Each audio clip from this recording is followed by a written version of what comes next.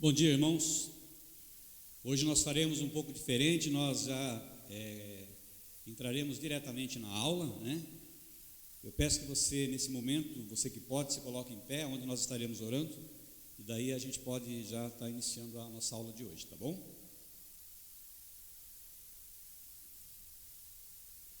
Santo Deus, eterno Pai, em nome do Senhor Jesus, é que nós nos colocamos diante de Ti nesta manhã, ó Deus, gratos porque o Senhor tem sido conosco, gratos porque o Senhor tem realizado nas nossas vidas maravilhas, o Senhor tem nos dado, ó Pai, a libertação, o Senhor tem cuidado de nós, de coisas que nós nem sabemos, mas o Senhor tem nos livrado, e nós adoramos ao Senhor, nós louvamos o Teu santo nome esta manhã, e nesse momento, ó Pai, em que será ministrada a Tua palavra através de estudo, que o Senhor seja comigo, ó Deus, que o Senhor seja aquele que vem trazer a Sua mensagem para todos nós aqui, ó Pai, e que nós tenhamos o entendimento daquilo que o Senhor quer para cada um de nós.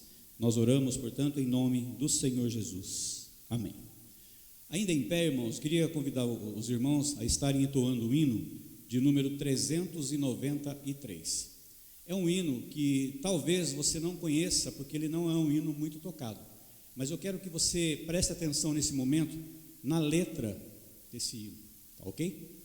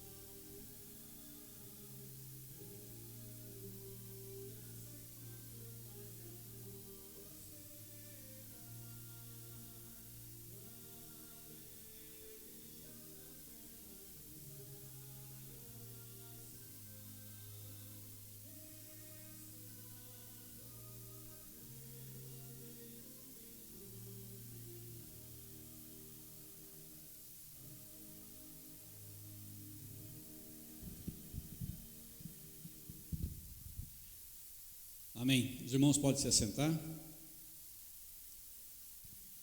Como eu disse, é um hino não muito conhecido, né? Eu mesmo não conhecia esse hino, mas é um hino que diz assim, né? Eu vou ler novamente para reforçar um pouco mais na mente dos irmãos. Duas vidas, Senhor, se unem num só ser, duas almas e dois nobres corações. Pelo amor e a afeição querem já viver, sempre juntos na paz ou nas aflições. Mais um lar se faz cheio de vigor, do caráter cristão, base principal. Dá-lhe vida feliz numa união de amor, o mais forte, o maior laço conjugal. Tu criaste, Senhor, para o nosso bem, a união que adorna esta vida aqui, de uma união muito feliz, quantas bênçãos vêm, a família dos teus filhos e glórias a ti. Meus irmãos, o tema que nós vamos tratar hoje, ele continua sendo a sequência das lições que vêm sido tratadas, né? E hoje nós vamos falar a respeito dos opostos se atraem. Como que Deus vê essa questão dos opostos se atraindo? Então, seria sobre o olhar de Deus, como Deus reage, Deus age para que sejam superadas as diferenças. Os irmãos conhecem e sabem que um ímã, quando ele é colocado um pertinho, tenta colocar um perto do outro,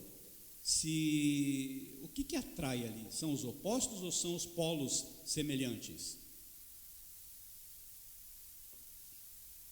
E aí? Aula de física, né? Física básica. Eu, quando criança, fazia isso aí, pegava um ímã e ficava brincando, né? Os irmãos nunca fizeram isso? Pode responder sem medo de errar. O que atrai no ímã? É o oposto, polo oposto ou polo diferente? Polo diferente. Isso é uma regra no magnetismo, mas se você for ver na parte elétrica, é o contrário. Os semelhantes é que se atraem. Então nós não podemos levar isso como uma regra na nossa vida, dizendo os opostos se atraem. Mas na convivência humana é o que nós vamos ver. O laço conjugal, meus irmãos, ele pode ser bem no começo do relacionamento, belo, né, como nós vimos no decorrer das lições, algo muito belo, mas com o passar dos dias, esse belo, ele pode se transformar num grande desafio. Mas como é possível então a gente manter esse relacionamento em meio a todas as dificuldades e a todos os conflitos?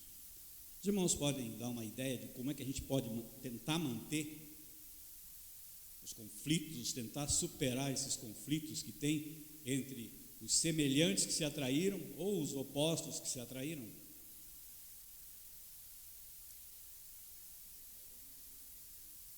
Humildade e muita dedicação. Quem mais?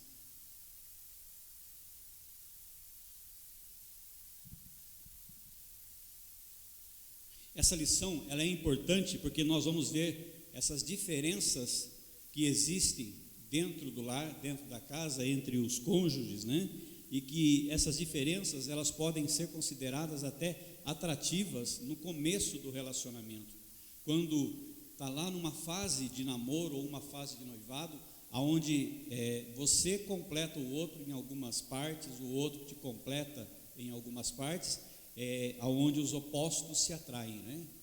Há aquela imagem de que o equilíbrio entre duas pessoas pode acontecer com essa oposição, com esse oposto, né?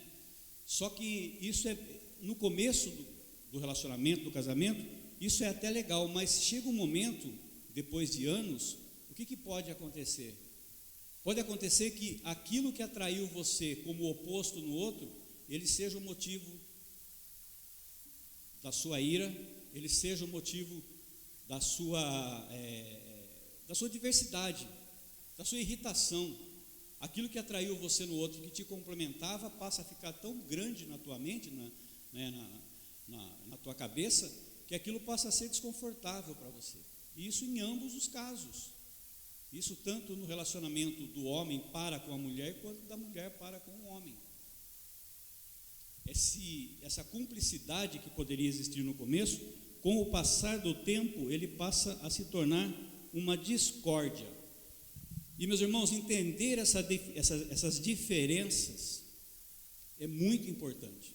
Mas o mais importante do que entender essas diferenças é você saber e você reconhecer que a graça de Deus, ela faz parte dessas diferenças.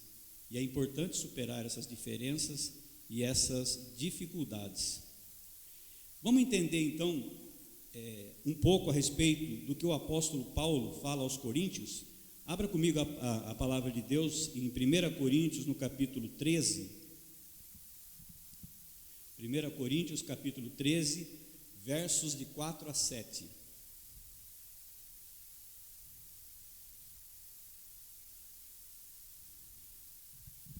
Primeira Coríntios, capítulo 13, versos de 4 a 7. Vamos ler de forma responsiva. Eu leio os pares, os irmãos leem os ímpares.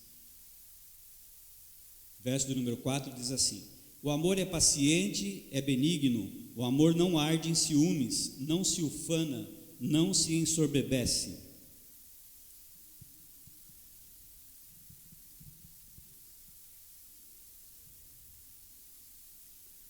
Não se alegra com a injustiça, mas regozija-se com a verdade.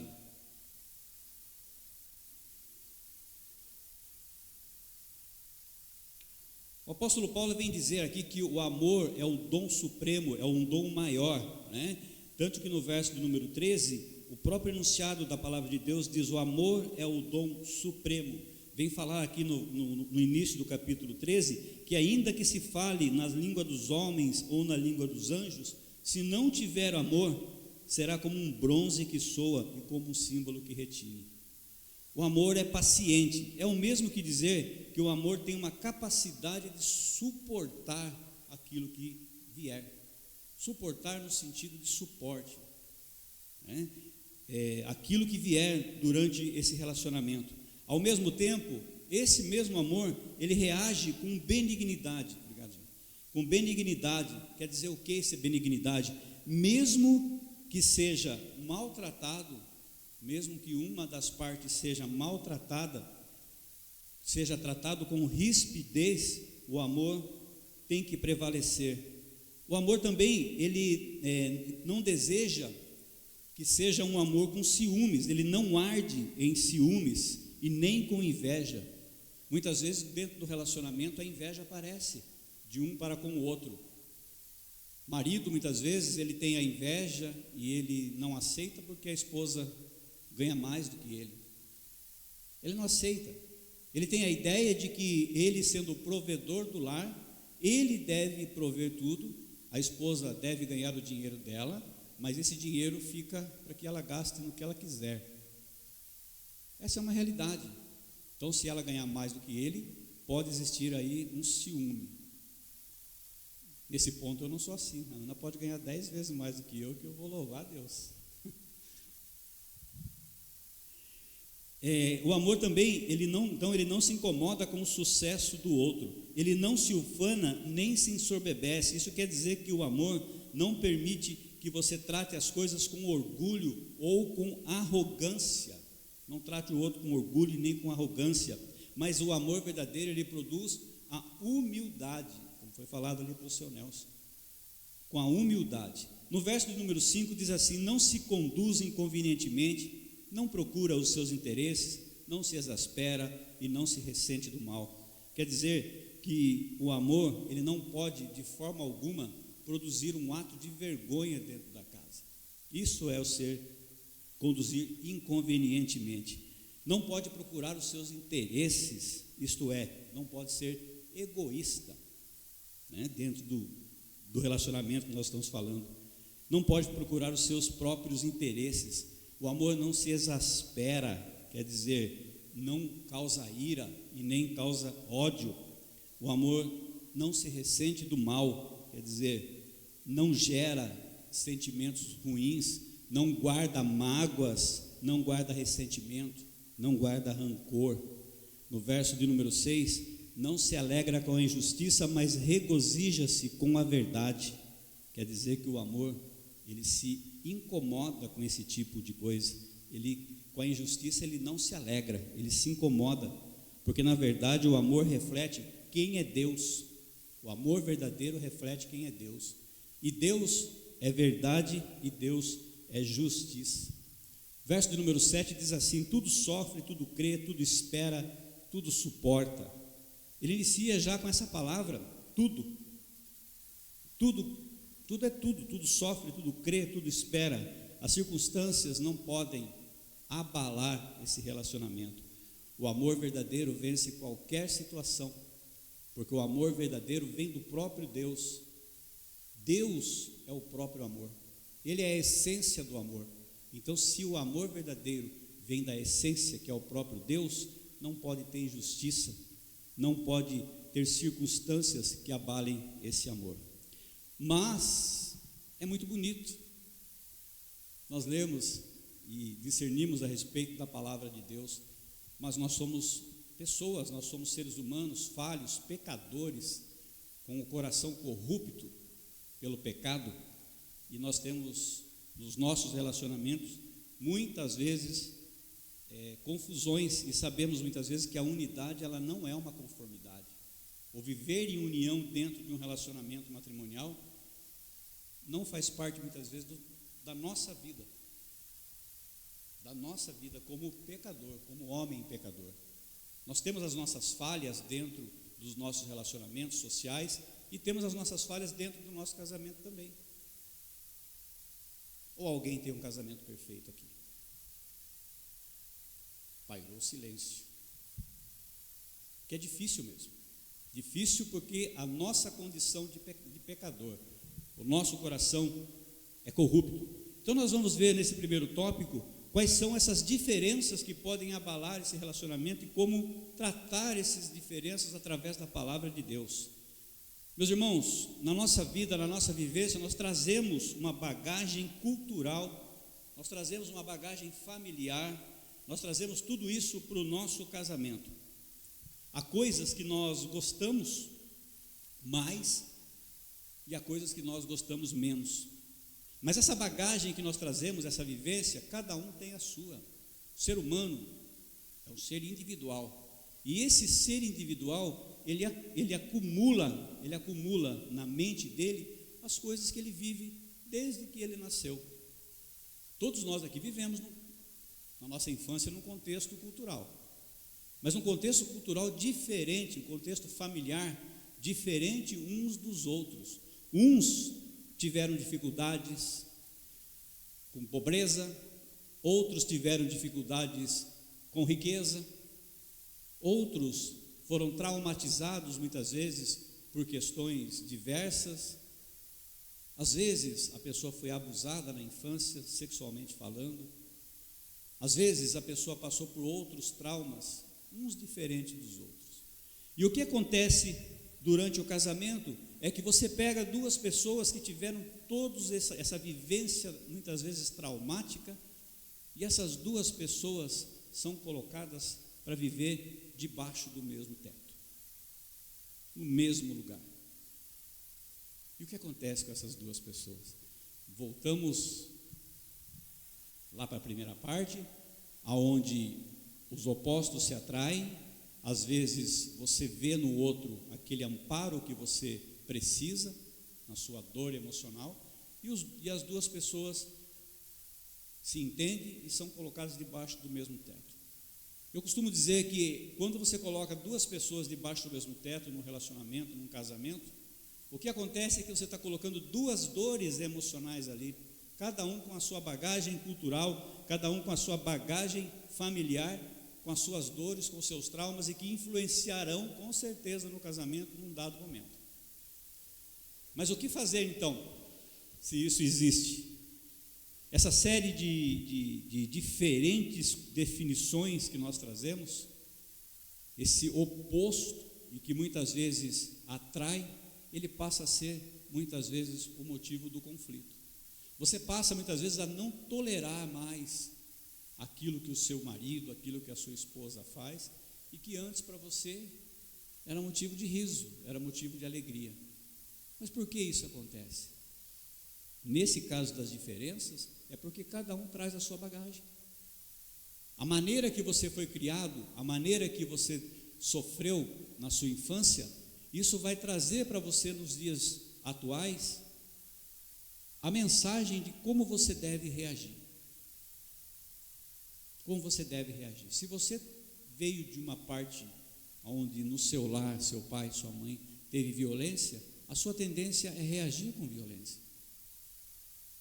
É uma tendência que eu diria até nesse caso natural. Por quê? Porque o teu cérebro, o teu inconsciente, ele vai buscar essa informação que existe. No momento em que você sofreu aquele trauma, aquela diferença na sua vida, aquilo causou uma dor em você, o teu cérebro fez uma conexão neural. Essa conexão neural é a informação que foi gravada no teu cérebro. Ele está ali. E você passou por tudo isso, pelas suas dores, pelos seus problemas, mas você pode notar que esse problema, ele volta a te incomodar durante todo o seu processo de vida. Mesmo depois de adulto, você ainda traz aquela lembrança de dor, e aquilo gera em você um sentimento, muitas vezes, de raiva, de frustração. E agora você pense no casamento, você trazendo essas dores que você tem, e a sua esposa trazendo as dores que ela tem. Olha o conflito aí.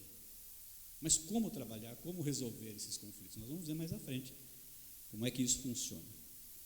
Mas também, uma outra questão dentro do relacionamento, dentro do casamento, são as mudanças. Nós não podemos perder de vista que as pessoas mudam no decorrer dos anos. Nós não podemos perder de vista que as situações também mudam. Todos nós casamos com uma certa expectativa, com planos para o futuro, só que esses planos podem não se concretizar. Doenças podem vir, tribulações podem vir, dificuldades financeiras podem vir. E aí esses planos que foram feitos, eles têm que ser mudados. Essas mudanças têm que acontecer de alguma forma. E às vezes, essas mudanças são por estímulos externos, que nós trazemos na nossa mente com a nossa formação cultural, com a nossa formação familiar. Para você ter uma ideia, o nosso cérebro, ele faz um link, é como se ele linkasse mesmo as informações. Então, o que acontece hoje é um fruto, muitas vezes, de traumas que você vive lá no passado. Por isso que a gente se sente muito bem, muitas vezes, estamos aí bem, e daqui a pouco você escuta um barulho, você percebe um vento diferente, e aquilo te põe para baixo. Isso já causa uma dificuldade para cada um de nós, vivendo em sociedade. Agora você imagine dentro de um casamento. As circunstâncias externas, elas tendem a caracterizar mudanças na nossa vida. E essas mudanças podem ser mudanças boas ou podem ser mudanças ruins. Do que depende? Depende do ponto de vista. Cada um tem o seu ponto de vista e essas mudanças, elas podem ser boas ou ruins. Mas a mudança que nós temos que ter em mente quando nós nos relacionamos, seja as pessoas que estão buscando, procurando um relacionamento, né, as pessoas solteiras, elas têm que ter em mente que a mudança que tem que acontecer na vida do cristão é que ele tem que ser cada vez mais parecido com Cristo. Essa é a mudança que importa. A mudança que você traz culturalmente, né, de cultura ou de família ou de sociedade, isso vai afetar você. Mas no momento em que você entender que você tem que caminhar junto com Cristo e que a mudança tem que ser para que você se torne cada vez mais semelhantes ao Senhor Jesus, a compreensão muda de figura. O casamento, os dois com Cristo centrado, eles passam a entender que aquilo que viveram, aquilo que trouxeram de bagagem, de dores, de traumas ou de coisas alegres, né, aquilo passa a não ter tanta importância. A importância é que os dois caminhem na direção de Cristo. Abra a palavra de Deus em Filipenses, no capítulo 1, verso do número 6.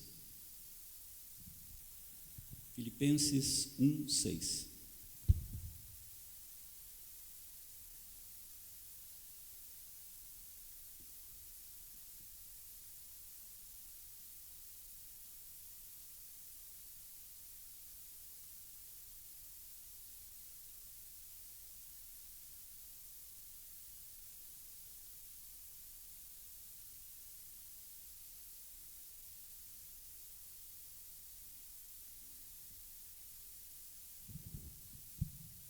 Filipenses 1:6 diz assim: estou plenamente certo de que aquele que começou boa obra em vós há de completá-la até o dia de Cristo Jesus.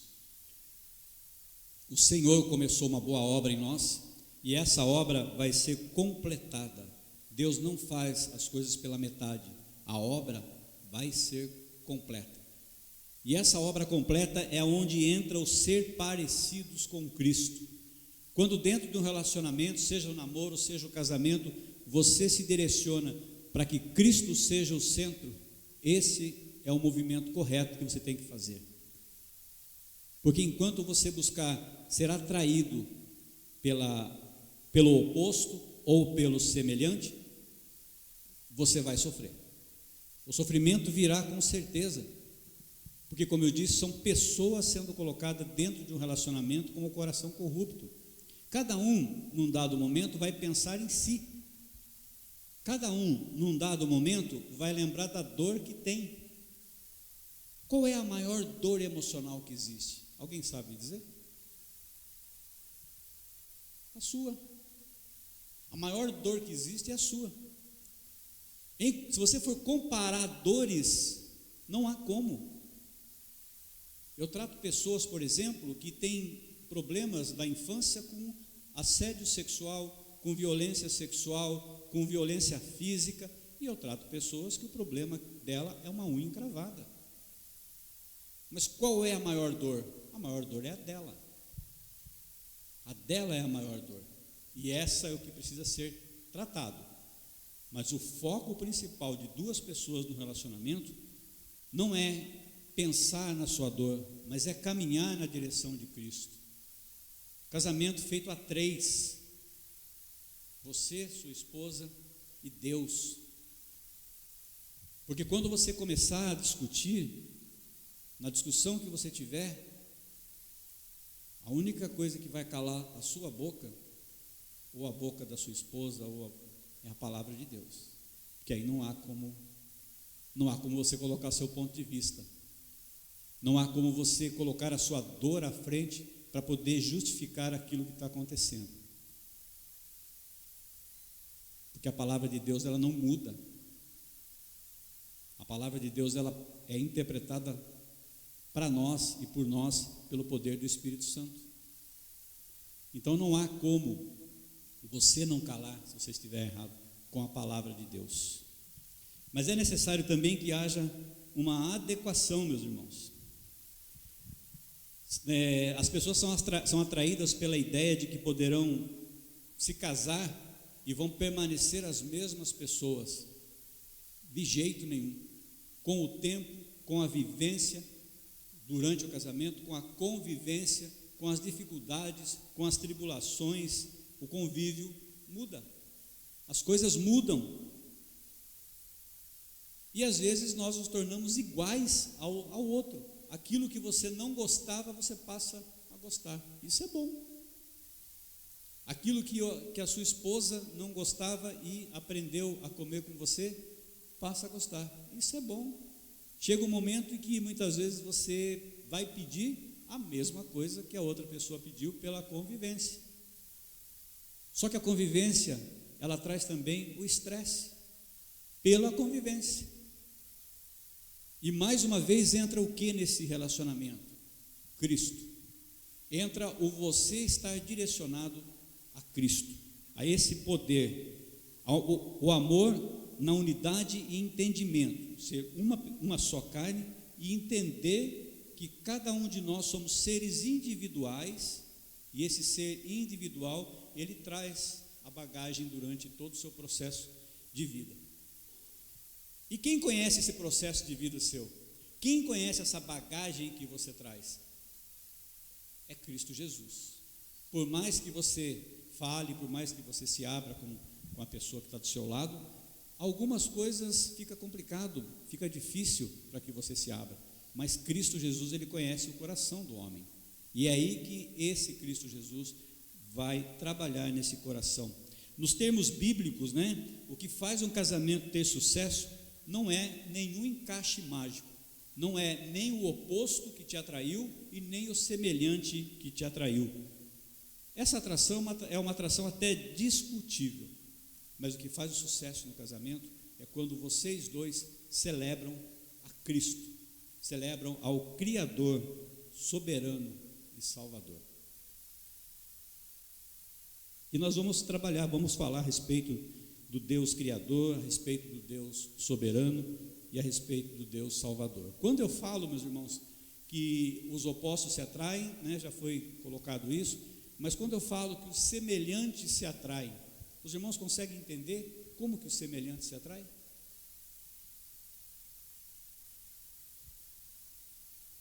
Terapeuticamente explicando, né?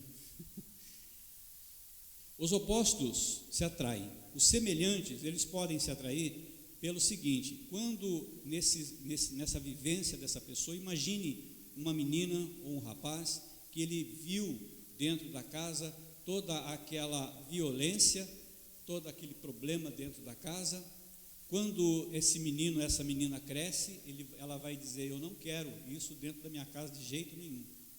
Só que quantos dos irmãos conhecem pessoas que falaram isso e entraram num relacionamento ruim? Entraram num relacionamento que se repetiu tudo que se fazia na casa. Eu tenho certeza que muitos de vocês conhecem pessoas assim. É o que nós chamamos aí vulgarmente de dedo podre. A pessoa vai de casamento para casamento e todos os casamentos eles dão para trás, eles dão ruim. Porque a pessoa, ela viu toda essa violência dentro da casa e isso gerou no inconsciente dela um trauma. E esse trauma incomoda. E enquanto esse trauma não for resolvido, a tendência do inconsciente é repetir tudo aquilo para que haja compreensão. Toda a violência que você sofreu na infância, num dado momento da sua vida, ele vem como flashes. Esses flashes é a mensagem para você de que aquilo precisa ser cuidado, precisa ser tratado para que você possa seguir a sua vida e que esses flashes deixem de te incomodar. E o inconsciente, ele procura repetir novamente é redundância, né? Mas ele procura repetir para que ele possa compreender, para que você, o inconsciente é você, possa compreender aquilo que aconteceu. Então ele busca novos relacionamentos. E às vezes esse relacionamento semelhante, a pessoa vai em um certo lugar onde ela julga que as pessoas lá são pessoas de bem, tem 50 pessoas lá, ela vai ser atraída por uma, e essa uma é a menos certinha lá. E aí acontece a mágica de que a pessoa vai se relacionar e ela vai sofrer, porque ela vai reviver tudo aquilo que aconteceu na infância. Então essa é a explicação terapêutica de que os semelhantes se atraem, certo? Nós vamos falar então a respeito do Deus Criador, do Deus Soberano e do Deus Salvador. O Deus Criador, quando nós olhamos dentro do nosso relacionamento pelas lentes de Deus, nós temos que reconhecer que quem criou o homem, quem criou o ser humano foi Deus. E Deus, Criador, Ele deu para esse homem uma individualidade. Não existe nem digital iguais, né? Não existe DNA igual, porque Deus criou o homem para ser um ser único. Você é um ser único, não há ninguém parecido, não há ninguém igual a você, mesmo gêmeos idênticos, a digital é diferente. E nessa criação de Deus, Deus colocou em você uma certa altura, Deus colocou em você uma personalidade, Deus colocou você um olho verde, um olho azul, dois, né? Olhos verdes, olhos azuis, ou então castanhos, e Deus colocou em você dons naturais. Mas o problema acontece quando nós, pecadores, olhamos dentro do nosso relacionamento a outra pessoa, e a outra pessoa nós queremos recriar ela como se nós fôssemos o Deus Criador. O que seria eu querer recriar a outra pessoa? Pelo nosso egoísmo, nós olhamos para pessoas, nós olhamos um monte de falhas e nós queremos que a outra pessoa seja sem essa falha, que foi criado por Deus com essa falha, porque é um ser único, é um ser individual. E aí nós apertamos, batemos em cima para que isso seja mudado. Mas então nós devemos olhar da seguinte forma: que a pessoa que está junto conosco é uma pessoa colocada por Deus na nossa vida, para que nós possamos estar seguindo juntos com ela, sendo suporte um do outro, dentro do relacionamento, mas caminhando para Deus, caminhando para Cristo.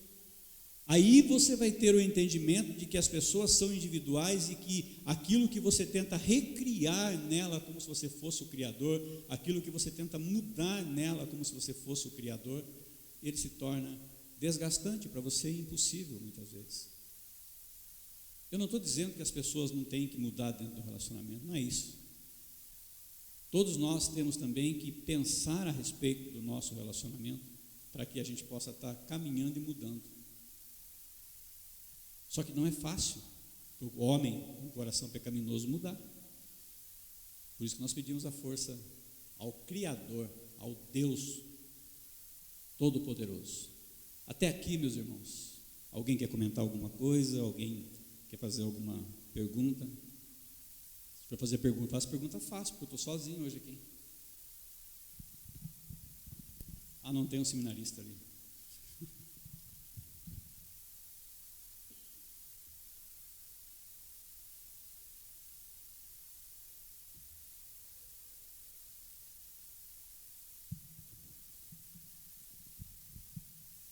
Ok, então, quando o seu coração descansa na sabedoria da escolha de Deus Criador, você encontra razões para você continuar o casamento, mesmo que ele esteja de alguma forma abalado. Quando você descansa o seu coração na sabedoria da escolha de Deus. Mas nós temos também nesse relacionamento que compreender que existe um Deus soberano. Quando nós adoramos a Deus como soberano, aquela bagagem cultural, familiar, aqueles traumas, aquela parte experiencial que nós levamos, até o nosso casamento, ele é visto como uma bênção que deve ser celebrada, não como uma história a ser reescrita. Celebrada por quê? Porque você tem que reconhecer que Deus fez o seu parceiro, a sua parceira, para edificar a sua vida e caminhar junto com você até Cristo, até esse Cristo que nós vamos ver depois, que é o Cristo Salvador. Se você reconhece, a caminhada fica mais fácil, porque, como eu falei, diante de uma discussão, muitas vezes o que vai calar a sua boca é a palavra de Deus, que é indiscutível. Aí não entra cultura, não entra vivência, não entra dores emocionais, não entra traumas, entra a palavra do Senhor,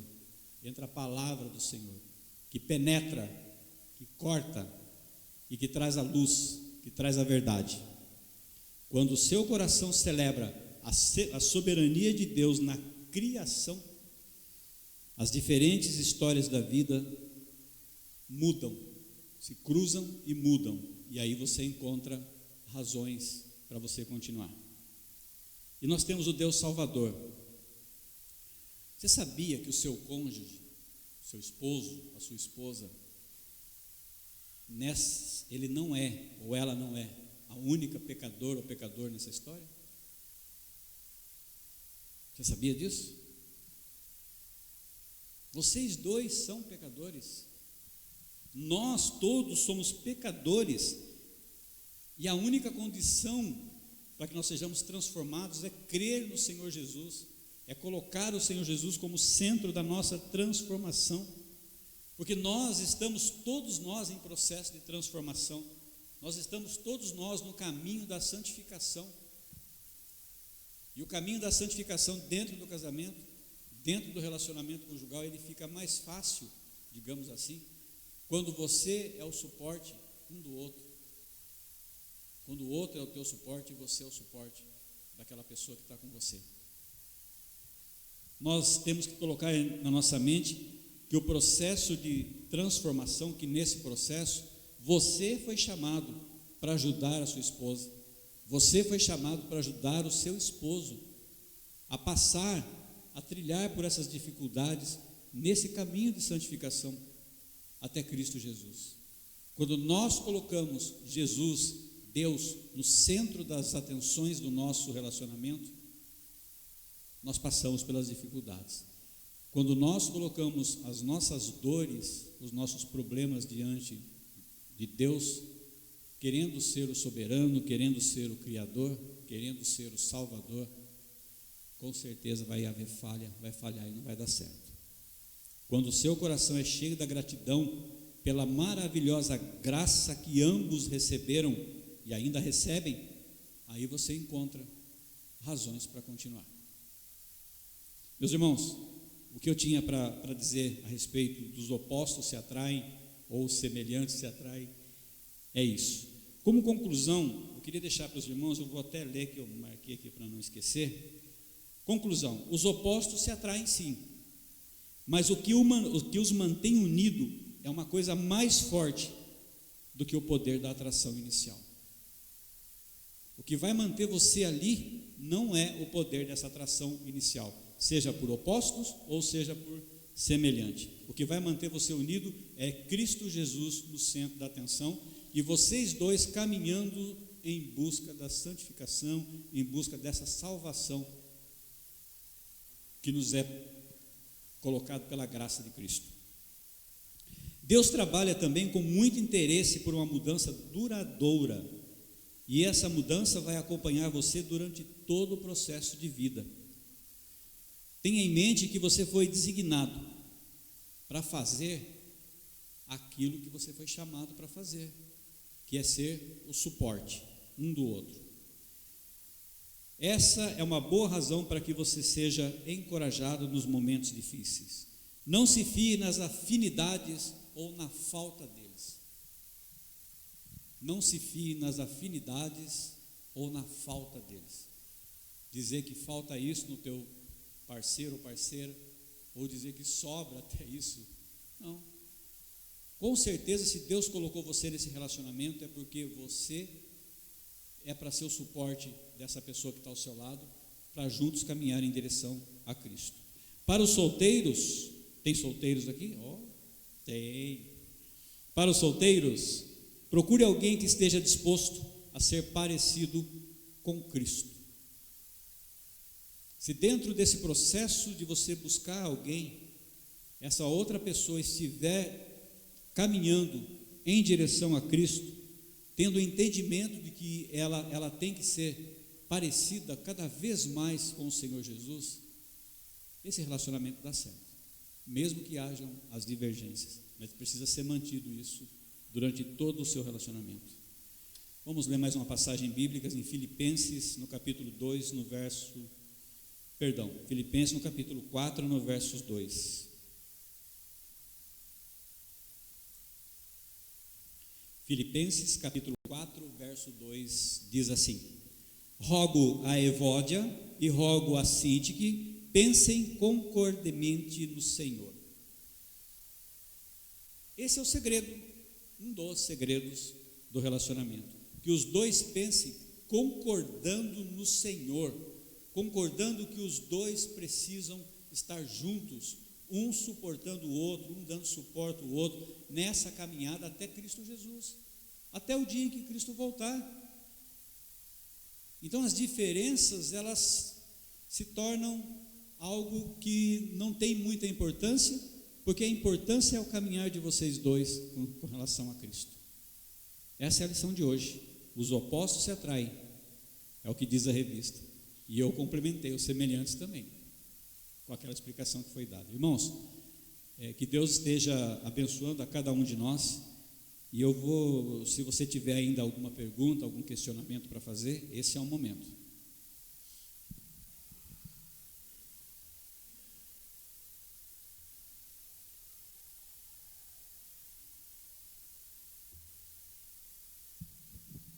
Não? Ótimo. Então nós estamos encerrando o estudo dessa manhã, estamos encerrando a escola dominical. Os irmãos perceberam que nós estamos tendo uma atividade diferente hoje na igreja. A EBF está reunida aí com as crianças desde ontem. Hoje vai ser o encerramento com eles lá embaixo, né? Então nós aqui não teremos encerramento. Teremos o culto da noite. Você esteja aqui às 18h30 para cultuarmos junto ao Senhor. E que o Senhor abençoe você nesse domingo. Tá bom? Vamos orar mais uma vez? Eu vou pedir para o Tiago estar orando, encerrando para a gente, Tiago.